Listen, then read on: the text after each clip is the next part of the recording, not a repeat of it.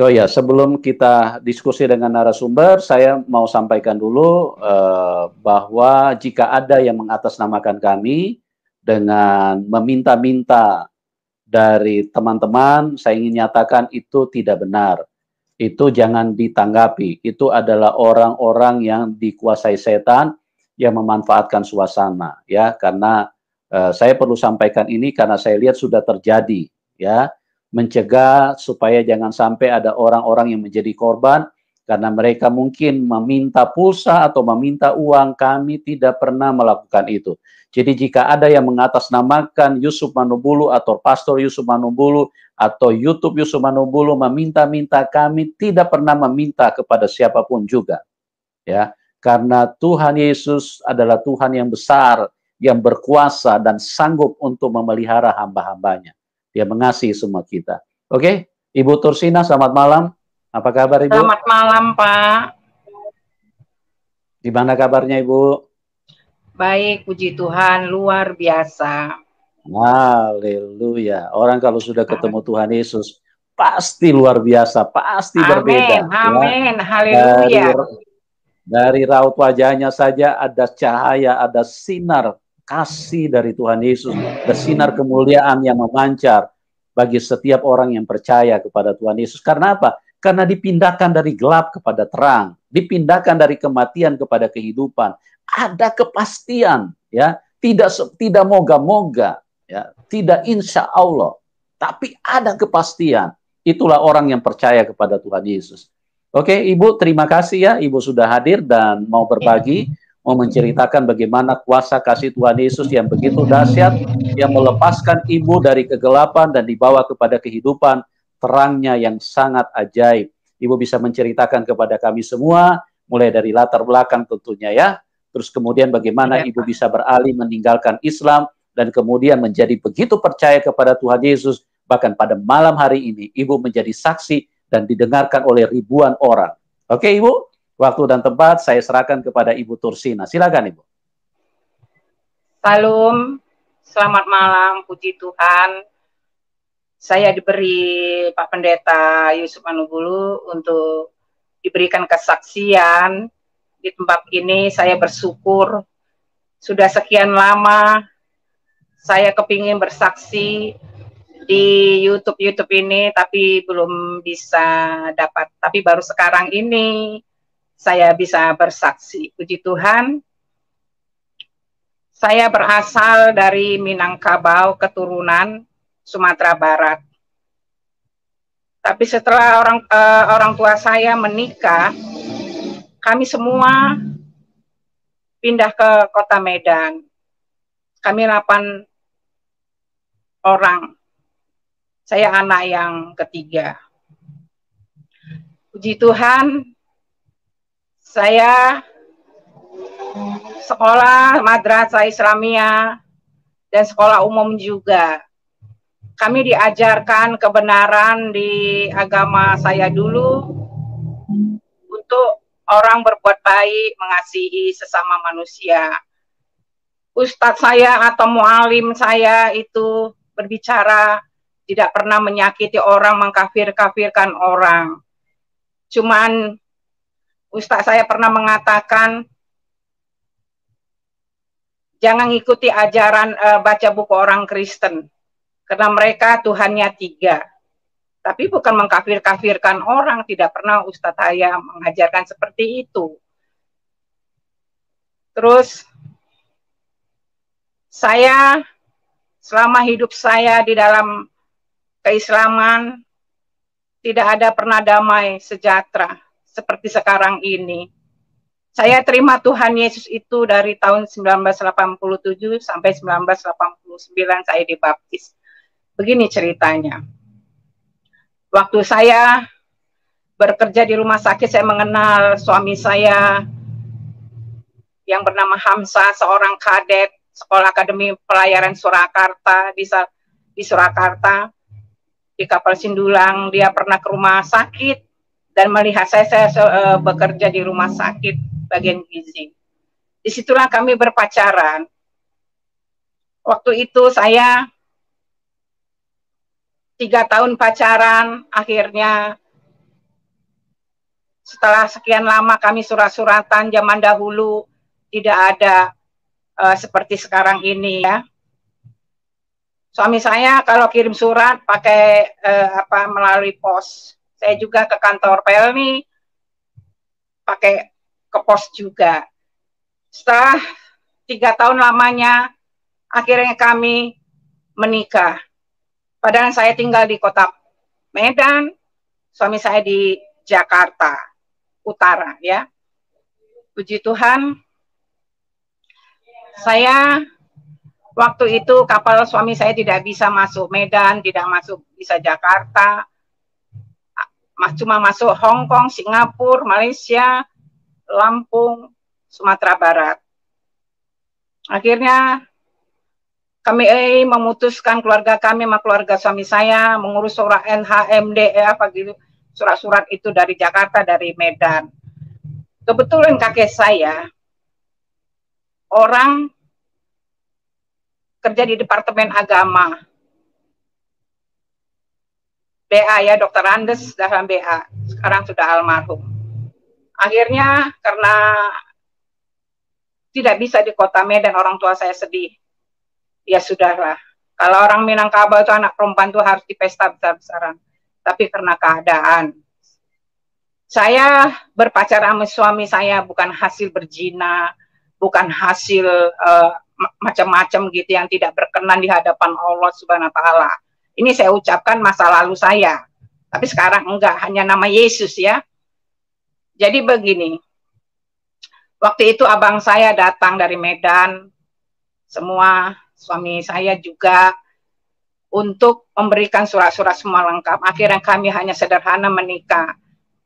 Nikah secara nikah secara yang penting asal bisa menikah. Jadi kalau orang Minangkabau bilang manggil orang sia itu. Orang sia itu yang tidurnya menghadap kiblat. Saudara-saudara saya dari kampung, dari Sumatera Barat, dari Departemen Agama pada datang.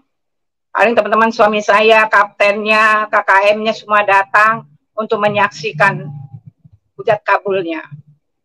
Dengan mahar hanya sebuah Al-Quran dan telekung atau mukena ya, itu saja. Yang penting pernikahan saya itu sah di mata Allah Subhanahu wa Ta'ala. Di Tuhan, setelah saya sampai, akhirnya saya 3 bulan di Kota Padang, sebulan kemudian saya hamil. Akhirnya suami saya datang ke Kota Medan menjemput saya mau dibawa ke Jakarta. Saya nggak mau, saya mau di Kota Medan. Jadi akhirnya suami saya mengikuti yang saya mau. Akhirnya suami saya bilang berhenti aja, karena keluarga kita, papahmu juga tukang kawin, bapak saya juga tukang kawin, karena ajaran kita nggak bener. Istri 4, istri bapak saya aja banyak, ada 6, bapakmu istrinya ada 4, lebih banyak saya bilang begitu. Kamu berhenti aja belayar, kita kerja di Kota Medan. Di Tuhan, akhirnya suami saya nurut ke pulang berhenti dari Pelni, akhirnya ke Medan. Terus saya suami saya cari kerja sampai jadi kuli bangunan, sampai melamar, tunggu. Suami saya nggak sabar sampai anak saya lahir, yaitu namanya Andri. Di Tuhan, karena suami saya nggak betah lagi di Kota Medan, dia kirim surat ke ibunya bilang suruh kembali ke Jakarta. Saya kembali ke Jakarta di tahun 1985, anak saya umur 7 bulan. Setelah itu saya setelah saya punya anak 2, umur 6 bulan anak saya yang kedua, umur 6 bulan, saya lihat ada orang bawa Al-Quran, bawa apa. Saya bilang, Mas, ini kadihela. Iya Bu, beli dong Al-Qurannya, tapi yang ada arti ya, saya bilang gitu. Iya. Akhirnya saya baca itu Al-Quran, terjemahannya semua. Saya kaget di situ. Saya baca firman Tuhannya, surah Al-Baqarah ayat berapa itu, 159 ya. Yang mengatakan gini, kami telah membunuh Isa Al-Masih. Yang kami bunuh itu bukanlah Isa Al-Masih, yaitu Yahuza. Tapi kami masih dalam keraguan. Jadi saya bingung. Kenapa ini? Kok bisa begini? Allah itu bingung ya. Akhirnya saya baca lagi firman Tuhan. Saya percaya bahwa Al-Quran itu wahyu Allah tadinya. Terus dibilang di situ Isa Al-Masih itu adalah terkemuka di dunia dan di akhirat. Ya Ali Imran kalau nggak salah, saya lupa. Selama ini saya tidak pernah lagi membuka-buka isi Al-Quran karena sudah sekian lama saya meninggalkan ajaran lama saya. Di keluarga saya masih ada banyak yang masih Muslim. Ada kakak satu saya yang terima. Semenjak kakak saya terima Yesus, akhir anak keponakan saya pun luar biasa dapat orang yang begitu. Ya, orang asing ya, orang Jerman. Puji Tuhan, saya bangga sekali. Kakak saya itu saya bawa, kakak saya sekarang itu udah almarhum kakak ipar saya. Saya bawa dia ke pendeta Akmal Sani, yaitu orang Minangkabau asli, orang meninjau ya. Puji Tuhan, akhirnya saya baca-baca itu Al-Quran di surat Al-Muminin saya baca. Ini kesaksian saya, kesaksian yang benar.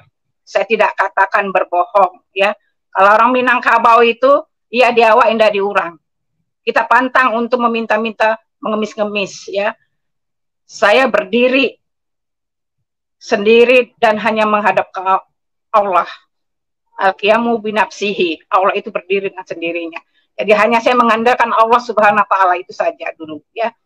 Terus saya lihat di surah Al-Muminin 23 ayat 5, 1 sampai 5. Pertama, beriman kepada Allah, kedua sembahyang, puasa, zakat. Yang kelima saya bingung.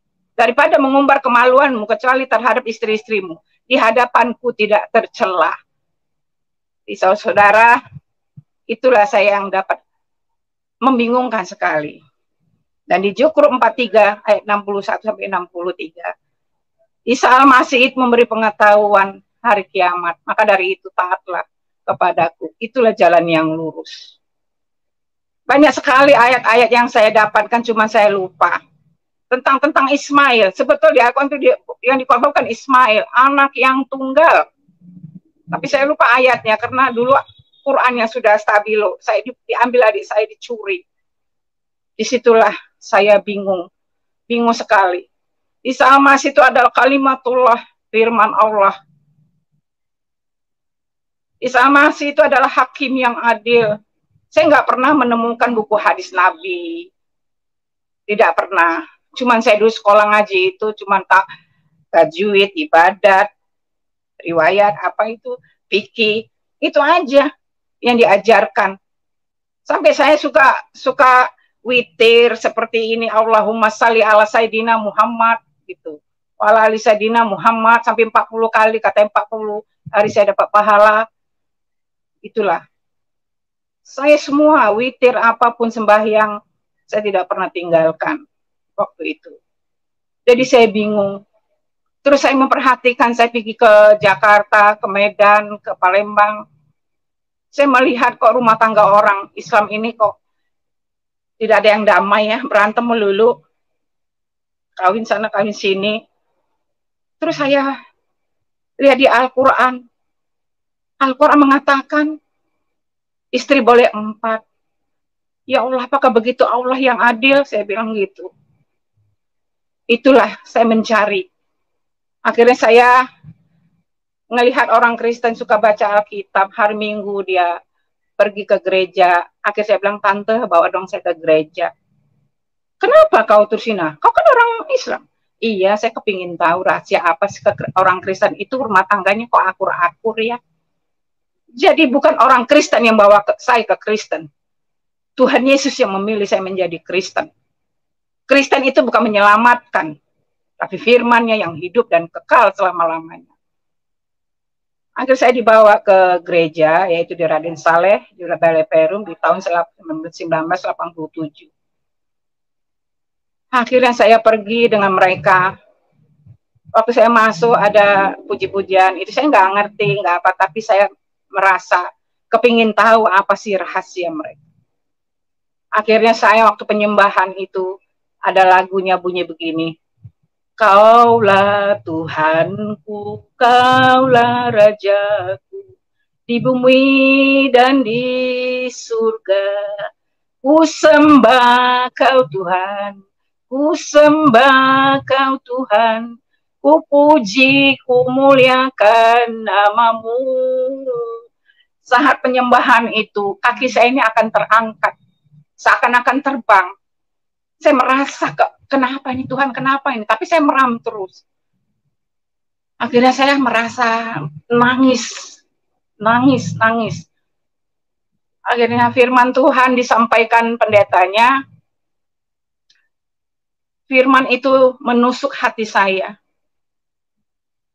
Menusuk hati saya dengan sukacita. Tapi saya ada kedamaian dan merasakan hadirat Tuhan itu yang luar biasa.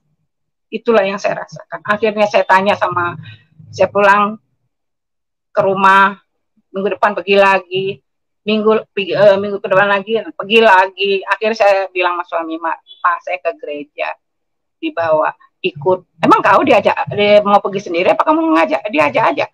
Ya akulah, aku bilang, karena agama kita bingung ini. Al-Qur'annya kita harus taat. Ihdinas shiratal mustaqim. Tunjukilah jalan yang lurus. Surah Fatihah itu, Pak. Kan Allah itu kan Tuhan mereka kan beranak, kata suami saya. Lam yalid walam yulad. Allah itu tidak beranak dan tidak boleh diperanakan. Qul huwallahu ahad, Allahu samad, lam yalid walam yulad walam yakul lahu kufuwan ahad. Iya, Pak, tapi berbeda. Kita harus cari tahu dulu. Bukan kita asal-asalan aja, kita harus cari kebenaran. Jadi saya tuh mencari kebenaran. Suami saya akhirnya mau ke gereja itu. Dia juga merasakan hatinya hadirat Tuhan itu ada. Lanjutnya akhirnya kami saking hausnya kami firman itu, kami dikasihlah Alkitab Injil itu. Terus kami dibawa ke Yusuf Roni di UKI. Gereja itu dari jam 5 pagi sampai jam 7. Jam 9 kami ke gereja di Raden Saleh, yaitu di Bela Verum. Itulah kami saking hausnya kebenaran itu. Kami seminggu itu 2 kali ke gereja. Lanjut, di tahun 1989 akhirnya saya dibaptis. Setelah saya dibaptis, banyak tantangan hidup. Berat, penghinaan, cacian, makian dari orang tua saya, baik pun dari keluarga suami saya. Begini ceritanya saudara yang kekasih. Setelah saya dibaptis, adik saya datang dari Kalimalang. Dia buka-buka lemari saya, dia kaget adik saya ini. Kok saya jadi orang kafir, ini. Dia laporan ke keluarga adik mama saya, paman saya di Romangun, keluarga semua lah kumpul, suku-suku saya. Dia sangka saudara saya dikristenkan sama keluarga suami saya. Padahal suami saya itu orang Banten, Cirebon. Ibunya orang Cirebon, kakeknya orang Cirebon, mamanya orang Banten. Ya, orang Mau. Kakek dari ibu orang Sindang Laut. Ya. Puji Tuhan. Terus dari keluarga kakek suami saya itu orang Bugis Mandar, nenek kakeknya dari kakek mertua ya, dan neneknya orang Flores, lahir di Flores. Nah, akhirnya Yusuf Selah ini merantau ke Jakarta, lahirlah suami saya, kawin sama orang Cirebon tadi ya, sampai suami saya yang bernama Hamzah. Itu suami saya. Kami mempunyai anak 3. Kami semuanya dari keluarga Muslim. Akhirnya kami dipanggil dari keluarga suami saya, adik ipar saya datang ke rumah saya ke Pelumpang, Kak Hamzah, Kak Nurina, kami disuruh ke Priok, rumah ibu hari Senin. Ada apa? Nggak tahu. Saya kaget. Semua keluarga saya sudah kumpul, yang dari Romangun, yang dari kota pada datang. Dia sangka saya di Kristen sama keluarga suami saya. Akhirnya keluarga dari Abah juga datang, dari keluarga ibu juga datang, ke ibu mertua saya. Abah mertua saya datang ke rumah mertua saya. Saya disidang di situ. Akhirnya dari adik ipar dari suami saya, seorang guru, ya, guru SMA 80, dia bilang begini, saya mewakili Abah karena Abah tidak ada di tempat, Abah belayar, jadi harus saya mewakili Abah.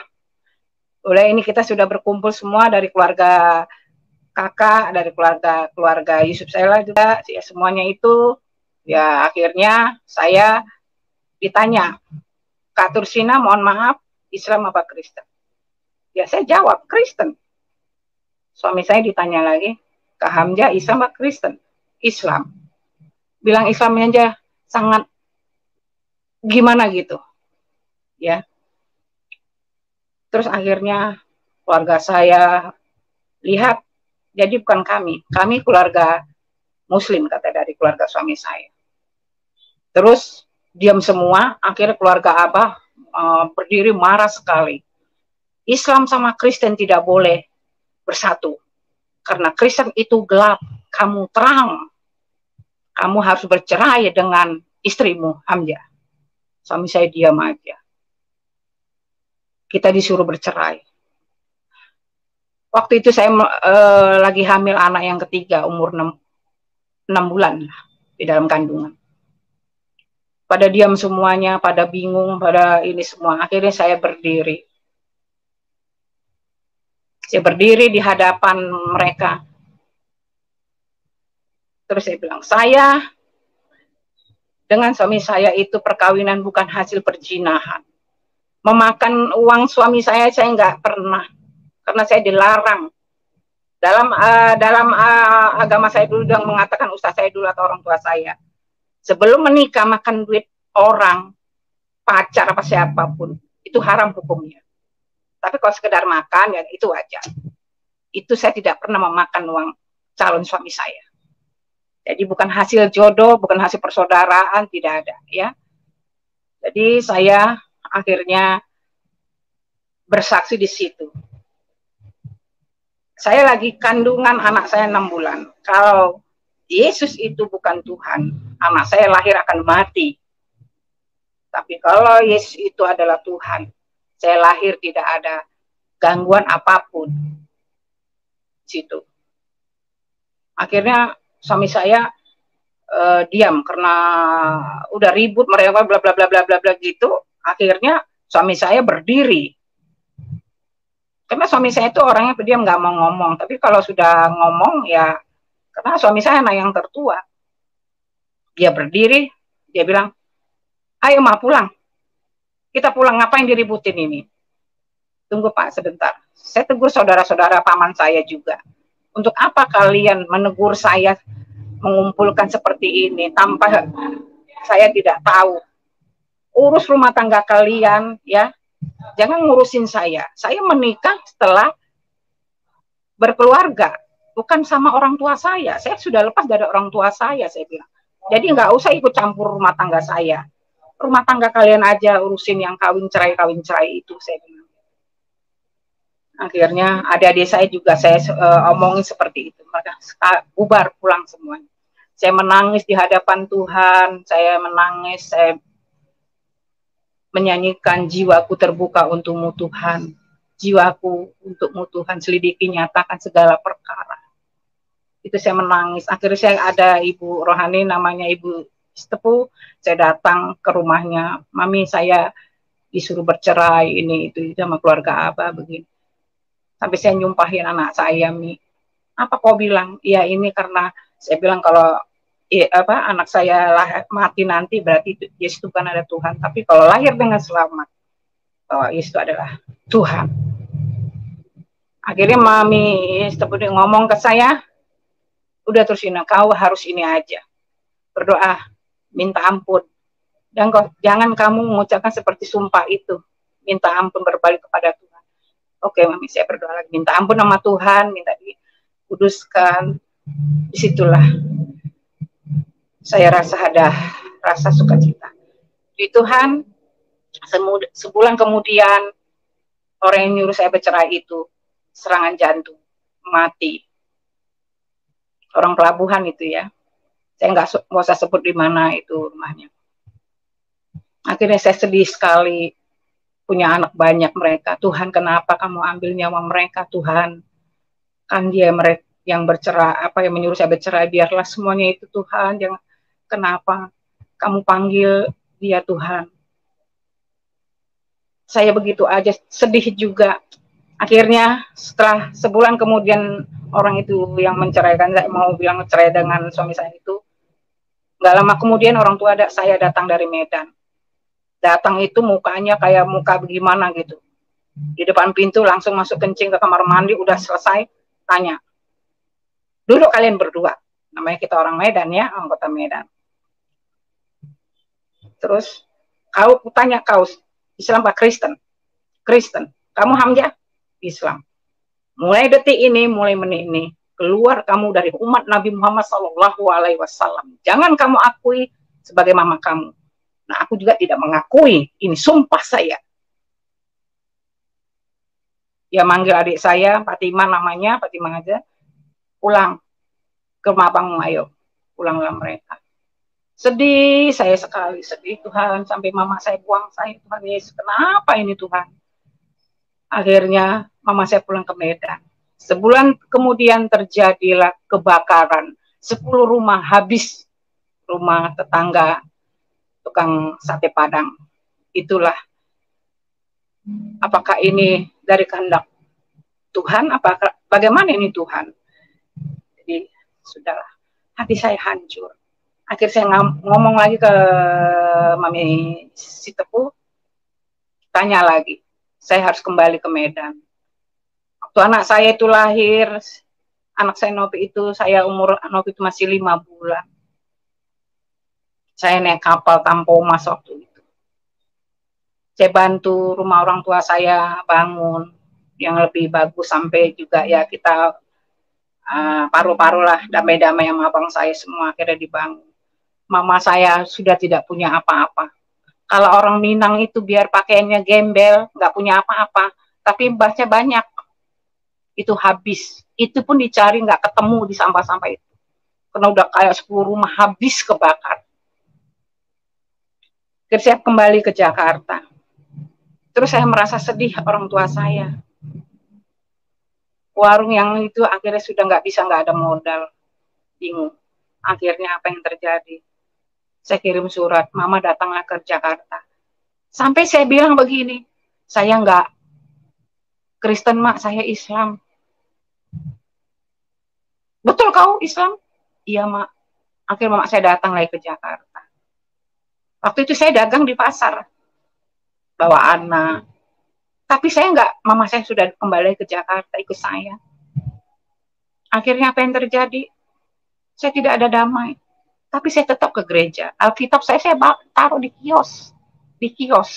Jadi kalau hari Minggu saya pergi ke gereja. Saya bilang mama saya ke Jatinegara, ke Tanah Abang, belanja gitu.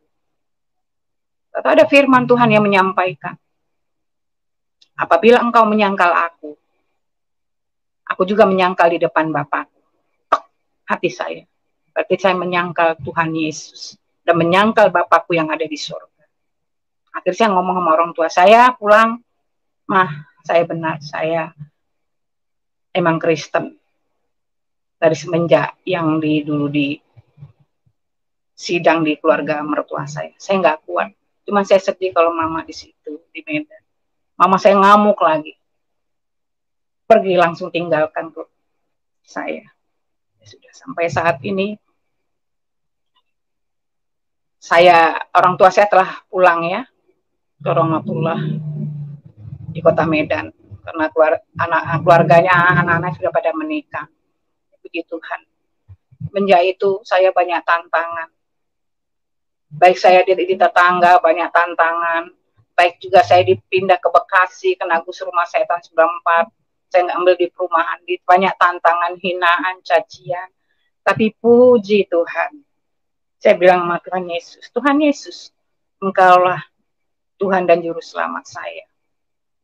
Nah, saya firman Tuhan mengatakan, Yohanes 14 ayat 6, akulah jalan kebenaran dan hidup. Tidak seorang pun yang datang kepada Bapa kalau tidak melalui aku. Itu saya percaya. Filipi 1 ayat 9 mengatakan, hidupku adalah Kristus, mati adalah satu keuntungan. Saya bangga. Saya sudah diselamatkan. Di Tuhan, tantangan hidup banyak lagi. Akhirnya abang saya nyuruh istrinya, itu laki kamu kalau enggak abangmu yang masukin nggak bisa tuh kerja. Di dalam hati saya nggak pernah menonjolkan keluarga suami saya. Kakak ipar saya nggak tahu rumahnya di Kalimalang, di PT Mana Putra.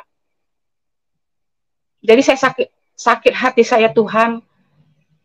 Engkau adalah Tuhanku yang maha kuasa. Engkau bisa memberikan suami saya pekerjaan apapun, tidak melalui manusia. Kami hanya mengandalkan Engkau. Akhirnya suami saya keluar. Waktu itu sempat suami saya ke Saudi 2 tahun, mekanik di PT Sapko. Karena kena gusuran tahun 94. Ya pulang. Akhirnya kami usaha punya angkot, yaitu terus kami ini. Itulah akhirnya berhenti dari Jerman Motor, akhirnya ya sudah. Di tahun 98 terjadi. Suami saya ke Saudi Arabia, di Riyadh. Setiap tahun suami saya ke Mekah. Suami saya itu rajin baca Alkitab. Nah, hinaan, cacian, apa semua kita terima. Tapi suami saya digoncangkan di Saudi Arabia. Ada wanita lain, ya memang saya izinkan suami saya ke Saudi. Suami saya 11 tahun di Riyadh di PT Sapko. Itulah, akhirnya di tahun 2005 anak saya sakit. Saya berdoa sama Tuhan Yesus, karena kami dulu sudah diteguhkan di gereja tahun 97. Makanya kami tidak bisa dipisahkan oleh siapapun. Hanya yang bisa dapat memisahkan kami hanya maut. Kalau dulu secara silom, secara Islam, gampang sekali. Saya gampang cari laki baru. Tapi setelah ada Yesus di hati saya tidak bisa berpisah dengan suami saya, walau apapun yang terjadi. Saya mendoakan suami saya terus. Firman Tuhan, doa orang benar, Yakobus 5 ayat 16, doa orang benar sangat besar kuasanya apabila yakin didoakan. Jadi itulah. Puji Tuhan, akhirnya suami saya kembali ke tanah air. Kita berdamai. Setiap persoalan apapun, kami bisa menyelesaikannya sesuai dengan firman Tuhan Matius 19 dari 1 sampai selesai ya. Dan 1 Korintus 7 tentang perkawinan. Itu yang kami dapatkan semua. Semuanya itu hanya kemurahan Tuhan Yesus dan Juru Selamat yang telah dipersatukan, tidak bisa dipisahkan oleh manusia. Menikahi wanita lain adalah zina dan sebaliknya. Tidak semua orang yang mengerti perkataanku, hanya yang orang yang dikaruniai saja. Jadi orang yang dikaruniai saja yang dapat mengerti firman-Nya yang hidup dan kekal selama-lamanya. Itulah. Puji Tuhan. Ada satu lagi, pernah suami saya di Saudi Arabia. Waktu dia di Mekah, suami saya juga udah haji. Cuma 300 real, baik pergi haji dari Riyadh. Pakai baju ikhram, semua sudah. Kalau saya belum, karena saya sudah tak mengenal pribadi Yesus ya. Jadi saya belum sampai ke sono cium-cium itu ya. Suami saya pernah lihat di Mekah itu, setiap 2 jam sekali satu truk es balok, 1 balok itu 2 jam sekali itu ditendang Suami saya tanya sama orang-orang Arab, itu untuk apa? Untuk air Zam-Zam. Oh begitu? Iya. Itu saya pernah dengar suami saya berbicara seperti itu. Jadi kalau Pak Muhammad KC bilang kesaksiannya air PAM ya Pak ya. Nah, itulah yang selama ini semua rumah tangga saya, apapun yang terjadi rumah tangga saya, ya semua rumah tangga itu banyak yang retak ini, tapi kita bisa mendoakan supaya kita, anak-anak kita sehat. Dan luar biasa, anak saya selesai sampai student, sampai jadi sarjana SH industri manajemen. Anak saya 3. Puji Tuhan, inilah sedikit kesaksian saya, biarlah orang-orang bisa melihat bagaimana saya dipanggil oleh Tuhan Yesus, karena saya mencari kebenaran. Biarlah orang-orang muslim semua yang ada di seluruh Indonesia ini mendengar kesaksian saya bukanlah kesaksian yang bohong. Ini yang benar. Tidak tipu-tipu menipu. Puji Tuhan. Terima kasih. Salam.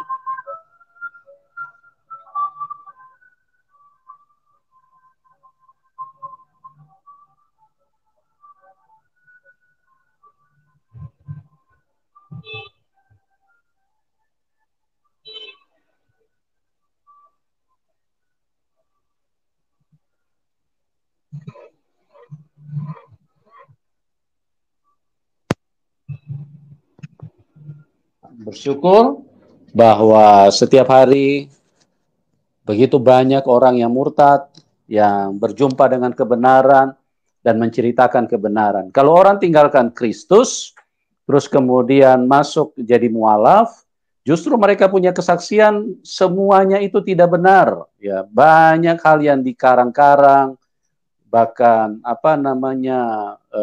yang juga Islam dari lahir ngaku-ngaku mualaf, ngaku-ngaku dari Kristen. Ini kan kesaksian-kesaksian bohong ini yang mereka sampaikan. Cuman menyesatkan banyak orang. Jadi sangat berbeda dengan apa yang di dalam Tuhan Yesus Kristus. Ya, menarik tadi sedikit apa yang Ibu bagikan. Saya mau tanya, itu maksudnya dikasih es batu itu masukin untuk apa, Bu? Untuk air Zam-Zam ya?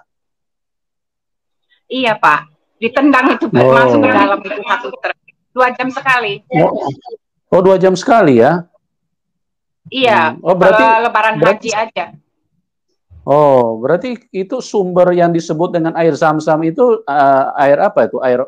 Air yang dicampur dengan es batu gitu ya? Air PAM iya, begitu. supaya dingin katanya. Oh, supaya begitu. Dingin Pak, biar lega gitu. Saya suka Pak minum air Zam-Zam di bawah suami saya Pak, tiap tahun. Oh gitu, gitu ya. Jadi dingin waktu Ibu minum, airnya dingin.